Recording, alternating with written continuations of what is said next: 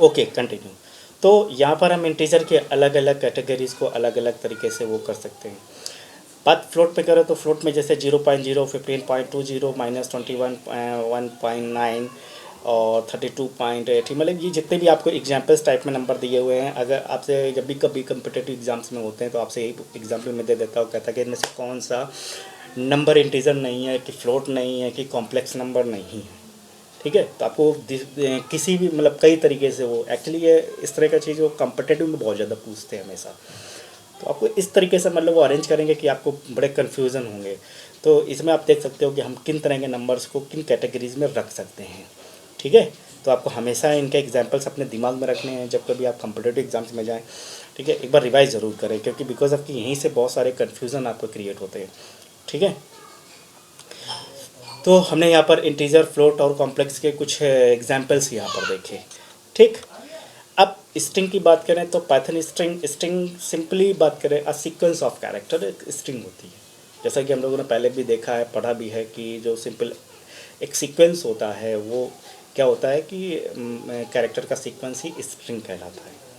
अब यहाँ पर स्लाइसिंग और इंडेक्सेस के लिए हम जैसे स्क्वायर ब्रैकेट और इसका इस्तेमाल कर सकते हैं।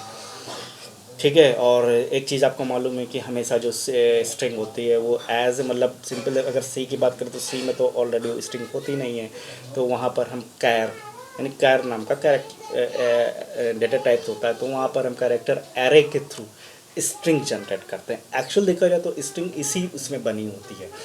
तो अगर एरे चूँकि जुड़ गया तो जब एरे जुड़ने की वजह से क्या होता है कि जो स्ट्रिंग का पहला कैरेक्टर होता है वो हमेशा 0 से स्टार्ट होता है और लास्ट जितना भी उसमें आप लेंथ दे देंगे लेंथ से एक हमेशा कम रहेगा।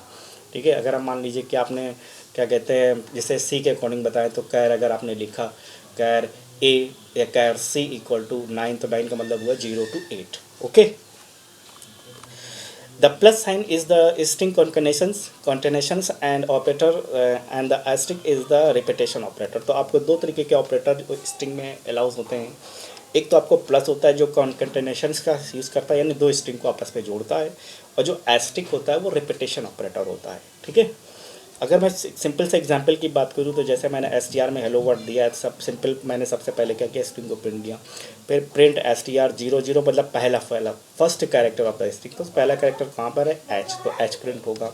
फिर प्रिंट द STR 2.5 2:5, तो 2 से लेकर यानी ठीक है 3 से लेकर और 5th तक के वर्ड्स को प्रिंट करेगा। हमेशा ध्यान रखिएगा इसमें पहला यानी 2 वैसे 2:5 में लगेगा 2 से लेकर 5 तक, जबकि 2 वो ड्रॉप करता है और 3 से लेकर 5 तक के कैरेक्टर्स को प्रिंट करता है। अब STR2 कॉलम्स की बात करें तो STR2 कॉलम्स में क्या होता है कि 3 कैरेक्टर्स यानी starting from the 3 characters third character से स्टार्ट करेगा और जो भी होगा लास्ट तक वो जाएगा। देन STR*2 का मतलब होता है कि स्ट्रिंग जो है वो रिपीट हो रही है, जितने बार उसमें लगा होगा आगे स्ट्रिंग के आगे तो उतनी बार उस चीज़ को प्रिंट करेगा। और सिंपल आपको प्रश्न मैंने बताया है कि अगर आपको किसी स्ट्रिंग के साथ कॉन्केटेनेशंस करना है, ठीक है, तो सिंपली आप प्लस ऑपरेटर के जरिए आप दो स्ट्रिंग को जोड़ सकते हैं। ठीक है, तो आई होप कि मैंने आपको बहुत तेज़ी से बताया, लेकिन ये है कि आप इसे आसानी से कर सकते हैं यहाँ पर। और चूँकि ये एक रिवीजन है तो थोड़ा सा बेसिक आइडिया तो आपके पास होगा ही, और मुझे नहीं लगता कि आपको इसको समझने में कोई बहुत ज़्यादा प्रॉब्लम होगी। ठीक है, तो नेक्स्ट चैप्टर में हम अभी डेटा टाइप्स कंटिन्यू रखेंगे, क्योंकि हमने अभी एक ही डेटा टाइप्स को डिफ़ाइन किया है।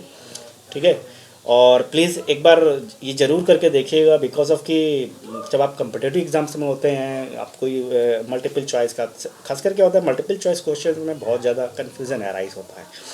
तो उस जगह पे हम अपने कन्फ्यूज़न को रिमूव करने के लिए जब तक हम पढ़ेंगे नहीं, कॉन्सेप्ट को बेस से नहीं पढ़ेंगे, तब तक हमें हमेशा कन्फ्यूज़न क्रिएट रहेगा। ठीक है, so okay, best of luck, thank you very much.